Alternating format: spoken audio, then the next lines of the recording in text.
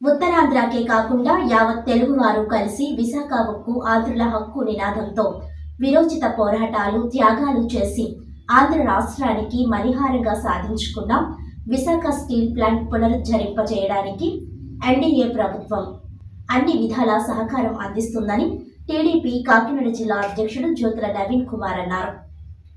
ఈ సందర్భంగా ఆయన మాట్లాడుతూ జగన్మోహన్ రెడ్డి ఎన్నిసార్లు ఢిల్లీ వెళ్ళినా అతనిపై ఉన్న కేసులు మాఫీ చేసుకోవడానికి తప్ప రాష్ట్ర అభివృద్ధికి కానీ విశాఖ ఉక్కుపై కేంద్రంతో మాట్లాడడానికి కానీ ప్రయత్నించలేదని అన్నారు.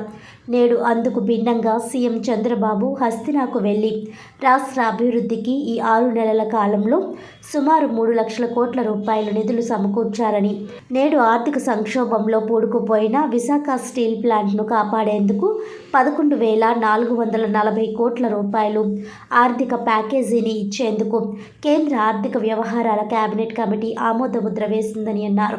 విశాఖ ఉక్కును ప్రైవేట్ పరం చేయాలి, ఉక్కు ఆస్తులను అమ్ముకోవాలని జగన్ రెడ్డి ప్రయత్నిస్తే విశాఖ ఉక్కును ఏ విధంగా పరిరక్షించాలని చంద్రబాబు కూటమి నాయకులు అహర్నిశలు శ్రమిస్తున్నారని అన్నారు.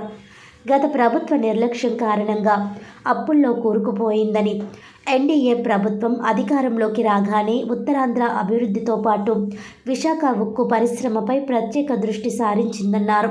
ఈ సమావేశంలో రామదేవు సీతయ్య దొర, పేరభక్తుల రాజశేఖర్, పోతుల మోహన్ రావు, అడబాల ఆంజనేయులు, జిలాని తదితరులు పాల్గొన్నారు. ఏదైతే విశాఖ ఉక్కు ఆంధ్రలో హక్కు అని నినాదంతో దాన్ని సాధించుకుని ఇక ఉమ్మడి ఆంధ్ర రాష్ట్రానికి పెద్ద పరిశ్రమను తెచ్చుకుని లక్షల మందికి ఉపాధి ప్రత్యక్షంగానే పరోక్షంగానే ఉపాధి కల్పించింది విశాఖ ఉక్కు కర్మాగారం. అటువంటి కర్మాగారం గత ప్రభుత్వంలో చూసుకున్నట్టయితే ఆల్మోస్ట్ చివరి స్థాయికి దాన్ని లాస్ చూపించి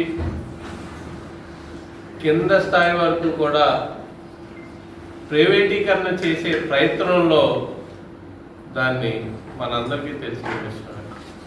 ఆ రోజు కూడా అపోజిషన్లో ఉండి ఏదైతే ఈరోజు మన పార్టీ ప్రెసిడెంట్ గారు శ్రీనివాస్ గారు ఉన్నారో ఆయన నిరాదీక్ష కూర్చుని సమానమే 62 రోజులతో నిరాదీక్ష కూడా చేయడం జరిగింది.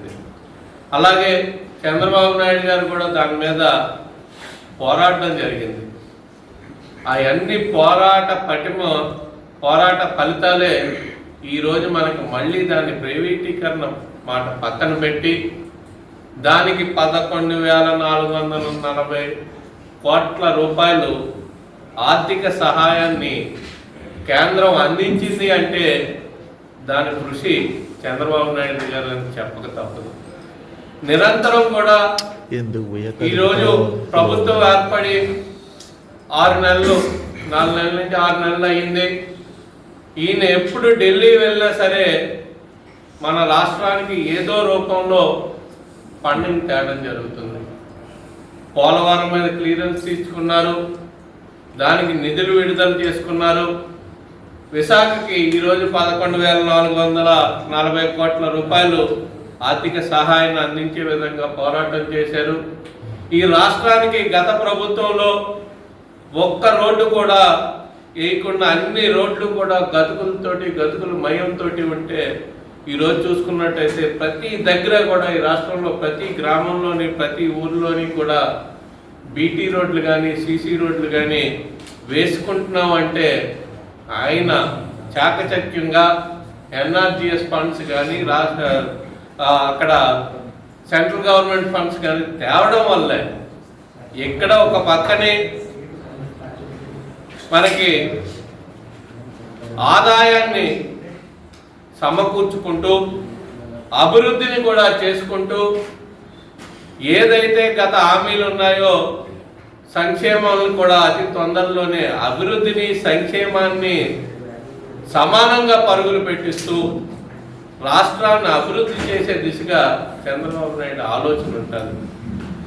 గతంలో జగన్మోహన్ రెడ్డి గారు ఎప్పుడు ఢిల్లీ వెళ్ళినా సరే ఆయన కేసుల గురించో లేకపోతే ఇతర దాని గురించో ఎప్పుడు మాట్లాడుకునేవారు. కానీ రాష్ట్ర అభివృద్ధి గురించి కానీ భావితరాల భవిష్యత్తు గురించి కానీ ఎప్పుడు కూడా పట్టించుకున్న దాఖలాలు లేవు.